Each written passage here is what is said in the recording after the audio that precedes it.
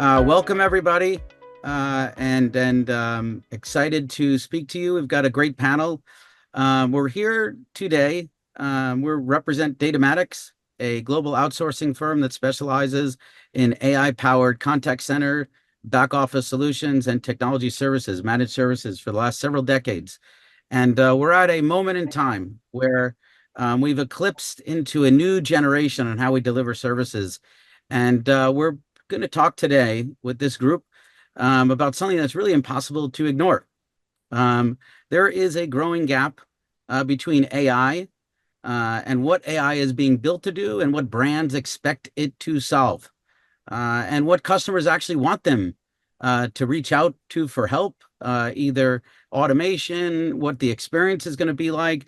And it's become quite a compelling discussion and argument between the people that are building the technology, the people that are delivering the technology, and then, of course, the customers that are utilizing it and experiencing it. For the last decade, we've promised that AI would make everything faster and smarter and more efficient. But the truth is, most CX, most customer experiences haven't improved at the pace at which the technology is being built. And in many cases, they become colder, sometimes more fragmented, harder to navigate. And so today we're asking the real question is, are we really solving for speed, or are we solving for trust? And are we optimizing for task resolution or for actual connection? And on today's panel, you're going to hear from two people that are dear friends of mine that I work closely with at Datamatics. So we built a lot of this stuff. We support some of the biggest, most disruptive brands in the world together, and we're here to share some of that insight, learn from this group that we're speaking with, and hopefully you could walk away with something, compelling. Sohaib Ahmed, our first panelist. Sohaib is a solution architect, builds what the market is asking for. He builds what the brands tell him to build on a PowerPoint, on a framework, and he's focused on future state platforms and architecting what comes next. And then we have Pravir Chadha, the infamous Pravir Chadha, who is the head of global delivery for Datamatics. He's our truth teller. Pravir owns the delivery. So everything that Sohaib is architecting, he ensures that those solutions actually work or not work in real life. And he's not working on slide decks. He's working on real life stuff. Sohaib creates the menu, and let's just say Pravir cooks the meal. In my role, I just pick groceries, I guess. That's kind of what I do. So let's get started. And I wanted to get started with this. And maybe this is a question that we can really pose at Pravir to just kind of kick us off. We keep hearing that customers want more automation, right? That's kind of the message in the market. We're going to be at CCW next week. You'll walk around and you'll see every single vendor. 90% of them are going to be pushing really AI and the next world. But in your experience, Pravir, do customers really want AI? Do they want to have these deep conversations with bots? Or do they want fewer bad experiences? Is it about things being faster or having a better experience? And I'll pose that to you first and we can get started. Larry, I don't think, well, thanks for that. I don't believe you're a good grocer because I don't think you're able to shop anymore at all. And I've heard that from your family as well. You're not that good at it. So we'll leave it there. But the point Leave it is, there. I don't think, see, customers do not want automation. Customers do not want anything. Customers want an exceptional service. They want it faster, quicker, at the pace the customer wants it to be delivered to. At times, the customer wants to have a detailed conversation with you regarding the product, service, or the problem that they're facing, or just want to have a conversation about the decision that they're trying to make. Now, the question is, how is it delivered to the customer? It's is everybody's talking about in the last, I would say since ChatGPT came in the last 2 3 years, and even before that, the industry been talking automation. First, automation robotics, then it came down to, okay, now let's try to dabble with some agents, and then after that came down generative AI. Now it's agentic AI, and now we are moving towards something the world calls an intelligent agent, an intelligent AI. Now, it's not what the customer wants. I think it boils down to what the organizations are trying to keep pace with the changing demand and changing technology. The customer just wants things to be faster, quicker, more efficient, and at the pace that the customer desires.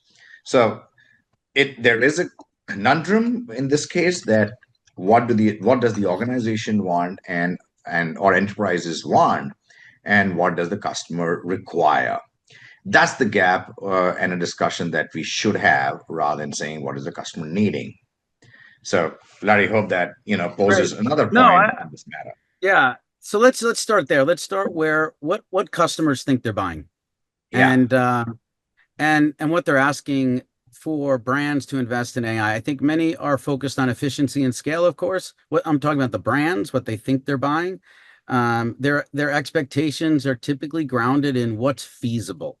What do they understand the impact of CX? So Sohaib, um, what do you think the top three things are that brands are really asking for AI when you're building solutions and they're coming to you and saying, so, hey, these are the problems, these are some of the challenges that we're experiencing, and this is what we want AI to do and accomplish today.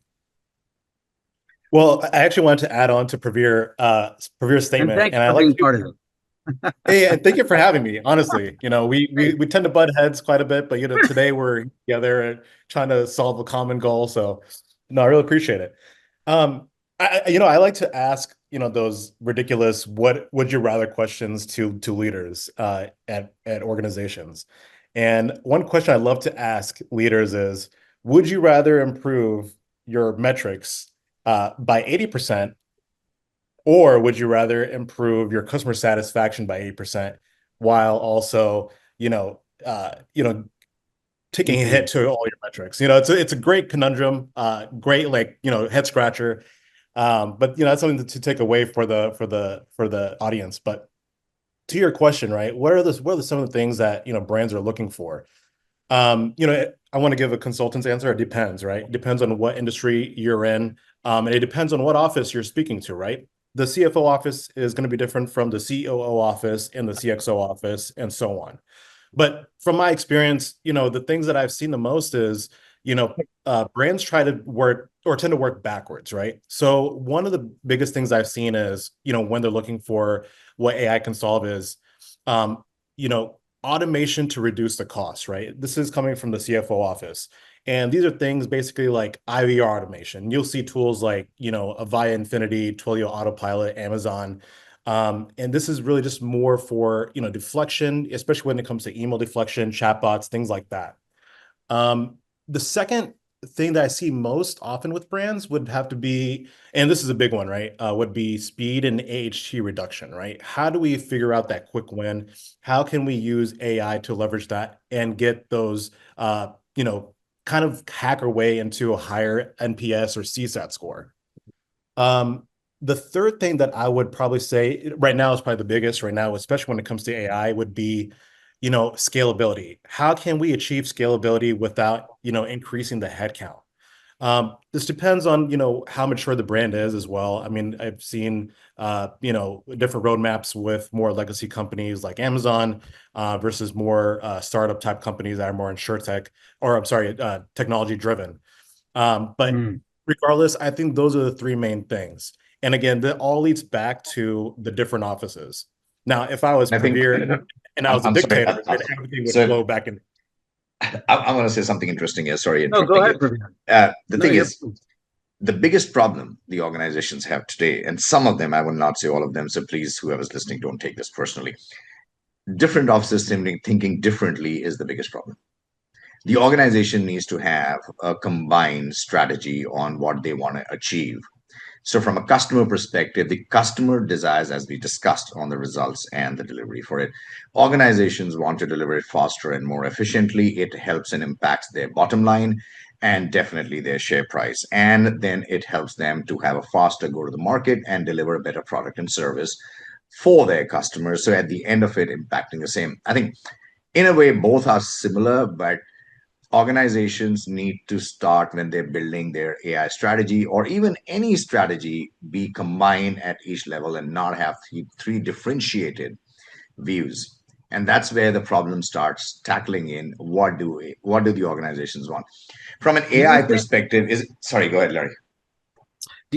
and I don't mean to cut you off on this, but No, no, go just ahead. to layer on that, do you think that there's a lot of pressure, like there's a dichotomy of pressure that's coming from the brand that's asking you to build all this stuff, and you're in the guy that's building it, your teams are building it, you're delivering it to some of these largest brands, and they're enterprises prizes, and so at the top from above they see what's going on, they see the pressure, and then they have these line items and RFPs that are coming out that may be unrealistic about what's real possible. So is there a pressure to build this stuff without clear expectations in terms of what a customer actually wants? So, Larry, you all heard of peer pressure, right? And sometimes we feel that uh, you know it's like me too. If everybody's doing AI, agentic AI, or generative AI, why am I missing out as an organization? The important aspect is to understand what do you really want. And yes, to your point, there are line items in every RFP, RFI that we've been talking about around the same subject line. But question is, does the organization really need it, want it, or it can even be achieved? Are they at that maturity level? How do they bridge that curve and move on? People, the point is even AI today is not, when we say agentic AI and others, is not at that maturity level or at that level to be implemented across every type of work stream and work. So the human becomes absolutely important.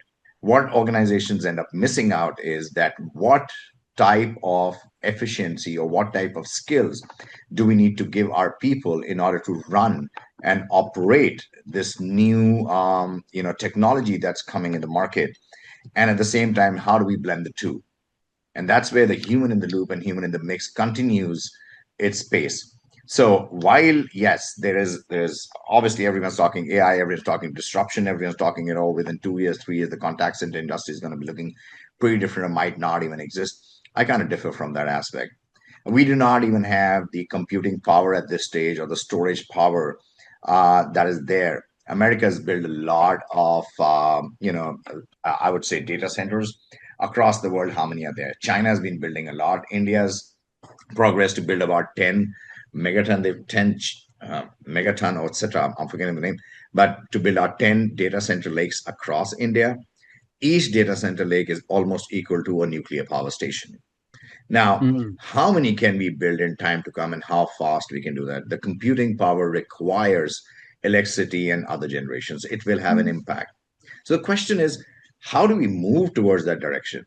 The human in the loop is absolutely key, critical, and important as we move through the journey. And let's not forget, and let's not only just talk about, oh, AI is disrupting the market. AI will disrupt the market like any technology.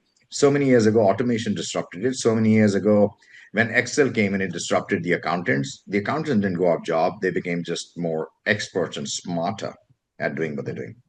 So to Look, that point, yeah, I, go ahead. I have to disagree with you. So from a Larry, you mentioned two perspectives here, right?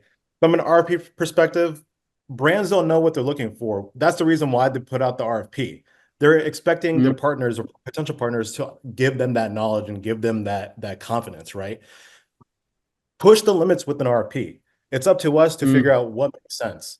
Now, I think it's their right to really ask for whatever's not possible. It doesn't matter. We have to guide them to what is right. Now, Pravir, I agree to some extent, right? Now, if it's coming from the top, there needs to be a holistic approach. They need to really understand where their company's at, where the teams are at, where what are they actually trying to accomplish. One really good example is with Klarna. I'm not sure if you guys are familiar with Klarna, but they're a payments, a facilitator for a lot of these customers for these retail websites. And they were very AI driven. They wanted to make sure they were the first ones to really push that narrative. And they actually ended up laying off over 700 Yeah. employees say that they were AI driven. But what happened? They they pushed way too close to the sun, and they had to rehire all those people back. So there is a balance, but again, I think it's for those companies that are putting out those RFPs to ask for the moon and the stars. So I want to So take a step. I think so. I'm not totally we're not off on that one. And when I say the human in the loop does not mean that AI and AI related relative transformation should not or will not happen. It should happen. It will happen. It is the right thing to do. It will progress the industries, all industries in the right direction. If the industries become more efficient, means uh, you know uh, better products in the market, cheaper products in the market. The cost of living impact could also be there, meaning that things could become lesser expensive. Maybe you could be solving problems like world hunger. And I'm not kidding. There have been debates on the same subject that with efficiencies being delivered across each and every industry, how AI can have a positive impact. They will be. But what I'm simply trying to put across is while we talk about AI and the delivery of the same, let's not forget about the human in the loop and the fact that how do we take both the elements together? We have to make our workforce as efficient in order to manage and deliver. At the same time, the AI as efficient to work hand in hand. So that's it. Sometimes organizations feel, hey, we can change the world by putting AI. The world does not change. It becomes more efficient. So that's my view on that one. And that's how it company to company, RFP to RFP, organization to organization, there has to be a very distinct strategy depending on each industry, each layer, and how we progress further, rather than having So a I'm one gonna hat that fits all. we're gonna shift. We're gonna approach this like a political debate. You each have 90 seconds, and we're gonna stop and just kidding. But I'd like to I'm, talk. I want to I'm do. not voting I for a win. listen. I'm gonna put you on mute. I want to I'm talk here a for the minute. people. I want to talk a second about what actually are the customer's experience. But before we get that, and I'll give you each 90 seconds to really think about this and give a good answer. And I'll start with Sohaib. Um, what would you solution differently or want Prevere to build differently if the brand really prioritized experience over cost? And All I'll right. start with you. So, and give Prevere a little bit of time to really think about this. And the clock is So, ticking. all right. I think it's possible that Pravir and I are disagreeing to agree. It's very possible. But from what I understand, I think we're really look, when I say we need to be, forward driven, we need to really push the limits, we still need to build that foundation in place, right? Now, I always attribute it back to the way cars have evolved. You have your combustion engine cars, you have your hybrid cars, and now you're going full EV. And who knows what's next, right? Now, I'm in the camp of building out that foundation and making AI geared more towards an augmentation, right? You want to be able to equip all your people, your teams, your workflows, your technology with the right models, with the right tools, and make the most of it. What happens next? We'll take that in stride. Um, because of this, I think, customers, they won't feel like they've lost their loyalty. They haven't lost who they're, interacting with. And if you look at it from an internal perspective, I think, the agents, the teams, they work smarter, right? They're not working harder. They're making sure that they can provide the best experience for the customers. Honestly, that's the best way I look at it. Is taking an iterative approach, building up that solid foundation, but still being really AI But what driven. specifically are they looking for? Like an example. So If they wanted experience over cost, because they do, they all ask for experience, and then when they want then they want the cost down. So you can't have both, or you could try to have both. Maybe eventually the technology is democratized. We all know that it's accessible. We're doing great. The majority of I would say 80% of the programs that we are delivering in this space as outsourcers and as most are going to be AI powered. But again, going back to the question, I don't know if you're dodging it. If you could build solutions, okay, that prioritize experience over the cost, what would you build? I have a very good feeling of what, as a delivery expert, would do as a solution arc. What do you think is possible? What's really possible my today? from today, it would be a full-on co-pilot model.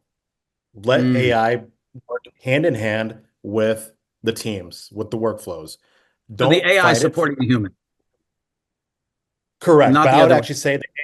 I would actually say the AI is before the human. Let it Okay. still augment. Use it to your advantage. You're looking at real-time agent assist. There's so many different tools and solutions that are out.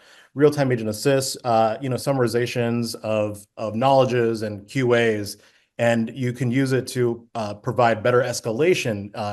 But again, I think the AI needs to be sitting before the human because that way it primes you for the future. I always look at it as the legacy companies that fail to become mobile native and social native are out. The ones that adapted to that are the ones in the forefront now. For example, I work Great. with legacy insurance companies. They're struggling to figure out what insurtech companies are doing because they're winning all the customers now. So we may not be ready, but building that foundation in place first to be AI ready is going to be that driver. And right That's now, I think great. you need to have. Want to Yep. have a And I review on think that?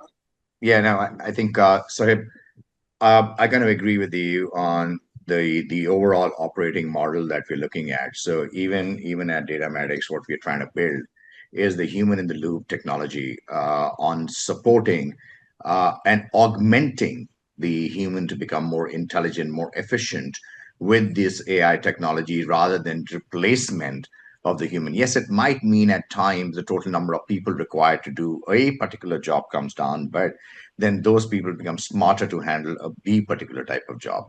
In my opinion, it is not in the interim short term, we will see a demand reduction on the labor because the people have been trained to do different type of jobs. Example, you've got programmers today who write a lot of code, but you've got programs like Anthropic, you've got programs um, like Data Robot, you've got programs like UiPath, Azure, so and so forth, Azure from Recognizer.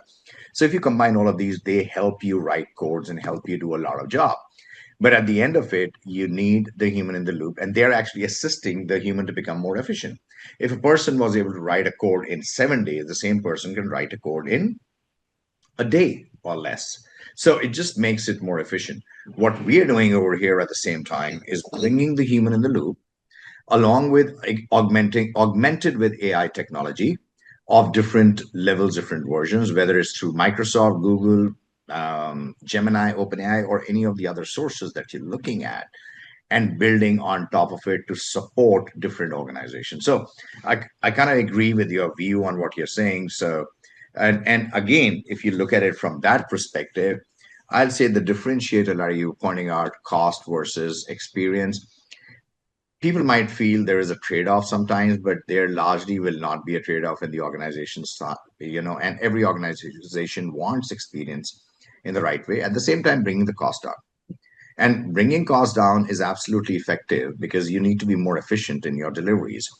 And that doesn't say anything away from the fact that the way we are approaching the industry is simply to augment the human to become more efficient. Now, efficiency is always the way to get. If you go back in ages, we didn't have a computer. We did not have a calculator to do mathematical equations. Today, when my son goes to college to school, he takes a scientific calculator. God bless him. I can't even use a scientific calculator. So not that, and these are some of the things that you give the people to Son just become more uses efficient. ChatGPT. So Exactly, it's exactly, exactly. so let's So take a things yeah. start changing. It'll just change, not take anyone away, make everyone more efficient. So I want to spend some time. So that's great. I appreciate all that. I Thank you, think Larry. yeah, let's take a little bit. I want to unpack the customer side. We've talked a lot about the brand. Now, let's spend a little bit about the customer. Most customers want speed, of course, but they also want empathy. They want transparency. They want a sense of being understood, being heard. And the real challenge is finding the balance between this automation, human touch. You talk a lot about this two in the box, the agentic AI in the loop.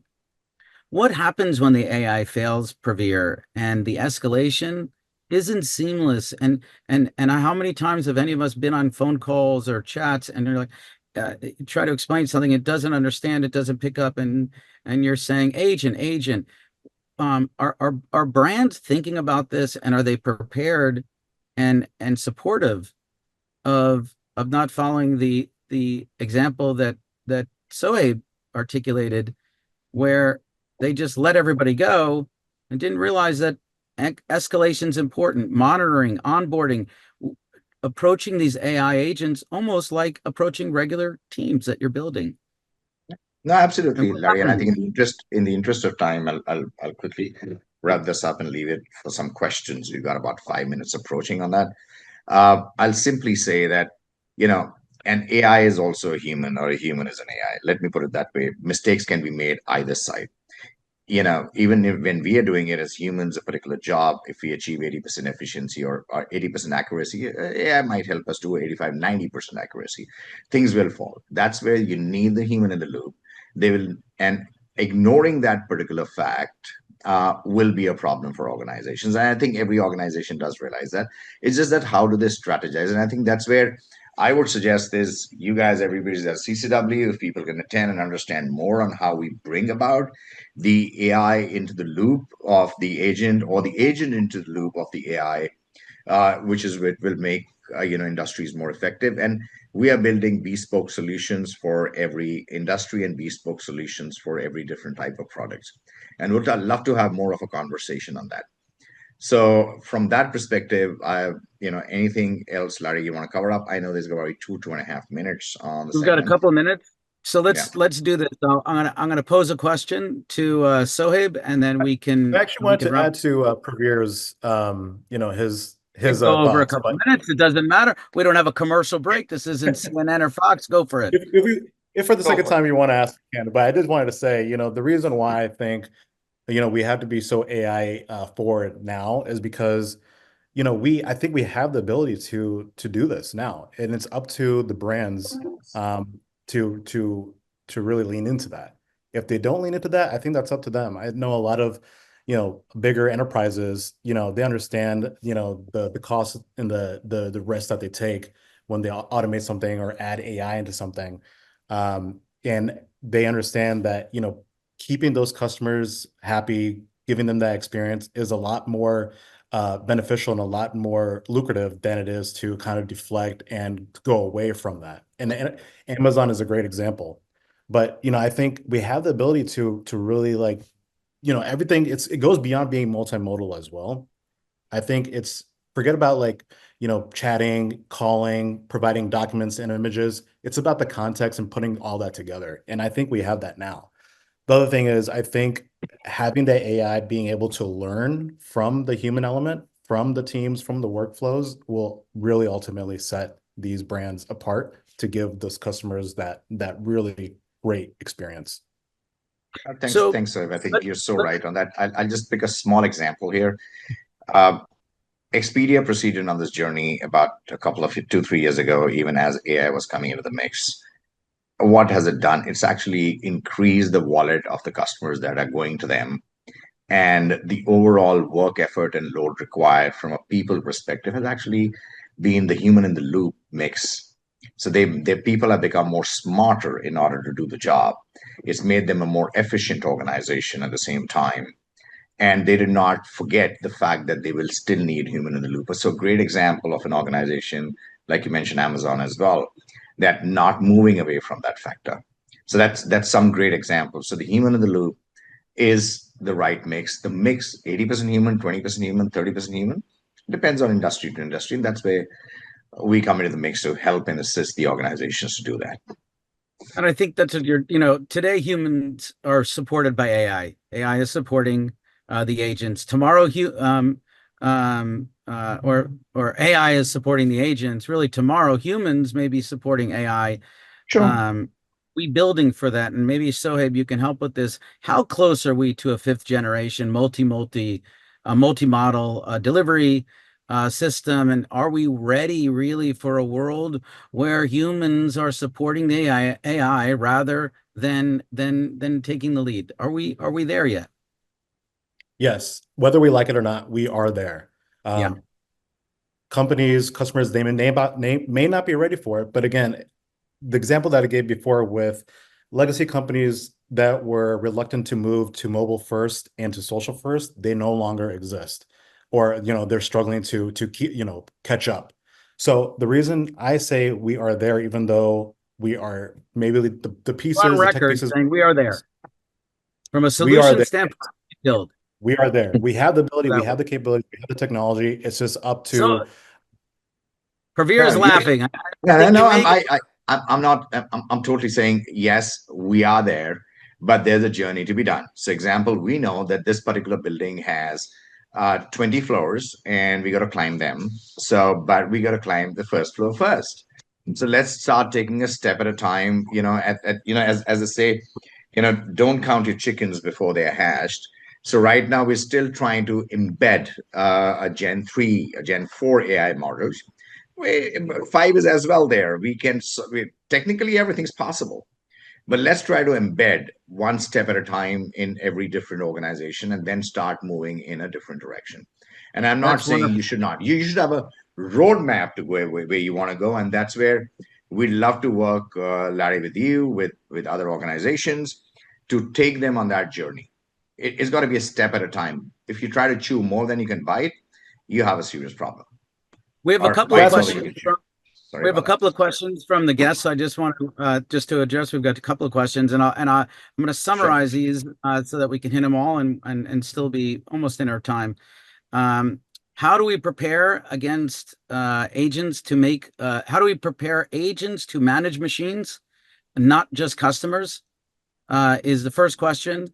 And what changes when AI becomes the lead voice in a contact center? So we could start with the first question. How do we prepare agents to manage machines, not just the customers? And Let me I take that think up, we Larry. with that. As Go for as it. as as an organization, we've been doing a lot of training for our people in the support and everywhere else as well on agentic AI and AI over the last year. So I think every organization needs to continue to work on that journey and build an effective model of training their people towards that.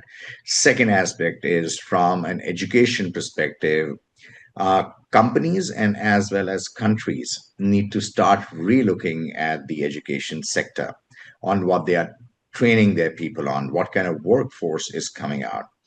And simply training. And I was actually telling you, I was in a place in Philippines. I'm not going to name that. So that and it was so difficult. They were just still teaching people mathematics and how to do 2 plus 2 on a sheet of paper.